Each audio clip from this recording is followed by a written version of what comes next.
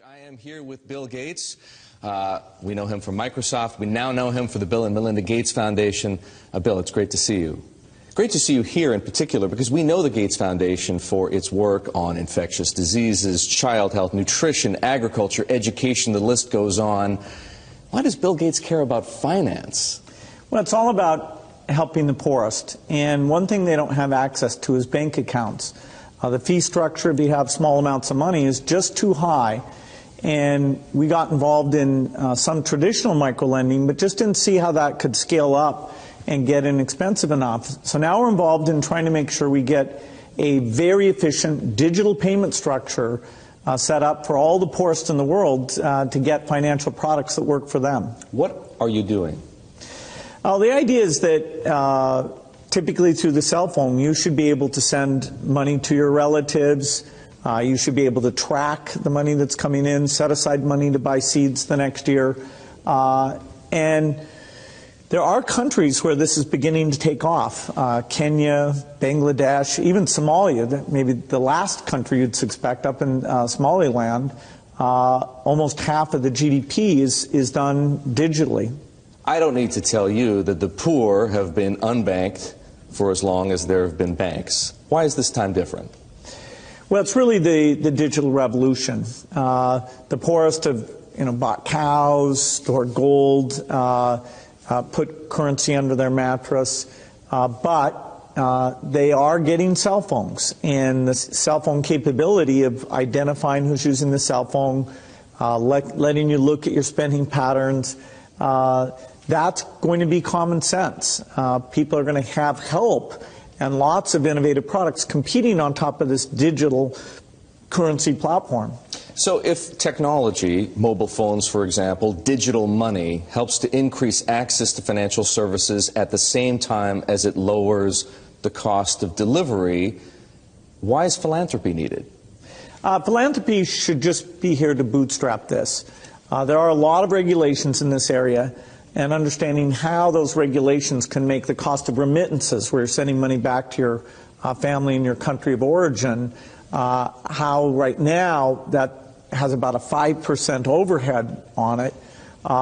We think we have a role to make sure that, particularly for the smaller transactions, the regulations don't impose those very high costs. Once this gets going, then we'll step up to the applications and say, okay, how does a savings application help the mother make sure money's focused on the kids? How does it help them stay in school, set money aside for the uniform or for good future planning? Some of what you just described, the need to move money from place to place, the cost of doing so, the overhead, as you put it, makes me think, believe it or not, of Bitcoin, because some people have said, hey, Bitcoin is the answer to those problems. Are you a believer? Well, Bitcoin is exciting because it shows how cheap it can be. Bitcoin is better than currency in that you don't have to be physically in the same place. And, of course, for large transactions, currency can get pretty inconvenient. The customers we're talking about aren't trying to be anonymous. They're willing to be known. So the Bitcoin technology is key, and you could add to it or you could build a similar technology where there's enough attribution that people feel comfortable. This has nothing to do with terrorism or any type of money laundering. What kinds of people or private enterprises right now are helping to solve the same problems you're interested in? Well, in some countries, the mobile companies have been fantastic. In a few other companies, it's been the banks. In some countries, it's a startup company that's neither a bank nor a mobile company. In Bangladesh, the bKash offering runs across any phone, and they've gotten the regulations so that they have a product that we think will get very, very pervasive. So entrepreneurs are there. The enablement this creates, if you want to put in, say, electricity in a city, collecting your bills is one of the reasons why the underspending of infrastructure in these areas is a real thing holding back the economy. You mentioned banks. Are the legacy institutions, for the most part, banks, credit card companies, payment processors, friend or foe? Many of them want to have these additional customers, but they have to embrace the idea that the fees are going to be a lot lower. And so they have to find a way to service these new customers. Now, that means these customers aren't going to be coming into their branches, and they can charge a higher fee when you want to actually cash out. But if it's a pure digital transaction, then you should be paying less than 1% to move that money from you to a merchant or from you to a friend, even with meeting all the regulatory requirements.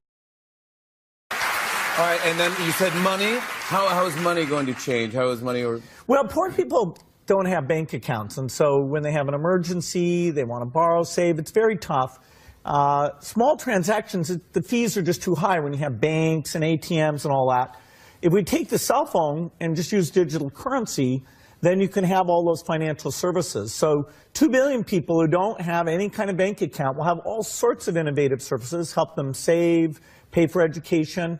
And it requires a little bit of work getting the regulation right, getting it to critical mass, getting people to trust it. But the magic of that cell phone with the right software means that people have banking, and that's really big for their lives. So they can borrow when they need to. And that's interesting, because everyone has a cell phone and a smartphone now. They basically... More. I'm now in Thailand, and I will first time take from my OneCoin MasterCard money out. So at local ATM here in Thailand. So let's go. I will try to take out 250 euros. It's 10,000 baht. So I will pin. Okay. Видно? Нет целиком нарисовано. Language change. Put Russian. Смотри, чтобы видно было. Здесь, вот этот экран. Не меня снимай, а вот это снимай. So I will take 10,000 baht. So commission will be 5 USD. I will continue without conversion.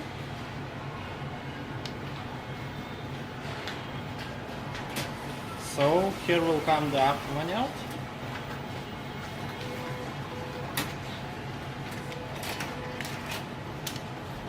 Okay. 10,000 baht, and here is the OneCoin MasterCard. So it's all working, nice, first time, very good feeling to take cryptocurrency in money, and see you soon, bye bye. Okay. OneCoin. OnePay MasterCard, Thailand Kasikorn Bank.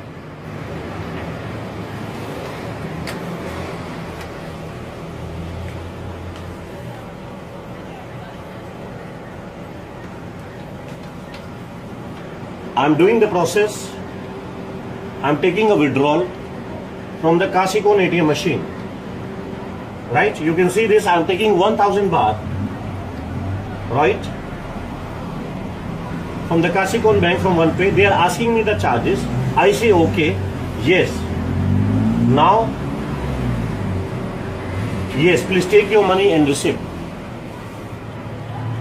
You can see the successful transaction. Okay, successful transaction. Yeah. OneCoin. Okay. This is successful transaction I have made from OnePay MasterCard in Thailand. Thank you so much. Thank you, Dr. Ruza. Thank you, Sebastian, for this opportunity. Bye bye. Take care. Kort det här, OneCoin. Så flyttar vi den in här. Miniband. Huvudar, right, norsk. Uttag. Vi kan ta ut euro. Tänk upp. How many euro? Ska du kvittering? Ja. Ja, bra. Men vänt.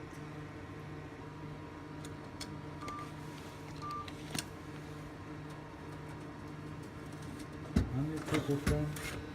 Nej, sen är det.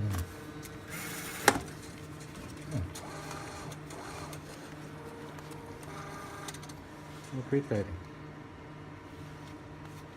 So